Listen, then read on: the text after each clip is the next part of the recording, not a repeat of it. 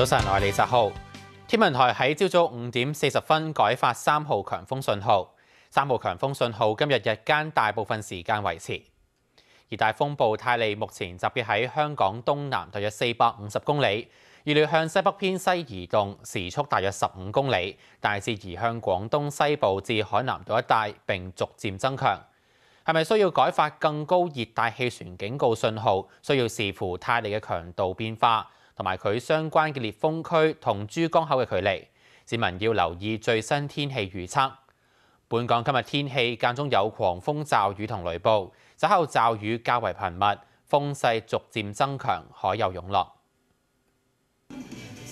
旅發局宣布，夜晚嘅維港水上音樂會同幻彩詠香江受強風影響取消。旅發局話，根據安全要求，音樂會嘅舞台躉船必須喺3號強風信號生效之前移離演出位置同拆卸部分裝置，音樂會因此未能夠舉行。持有門票嘅公眾將會獲安排換領下一輪，即係今個月22號到下個月6號週末晚舉行嘅音樂會門票。旅發局將會通知透過網上攞飛嘅人相關詳情。持有實體門票嘅人可以由今個月19號起去旅發局喺尖沙咀嘅旅客服務中心換飛。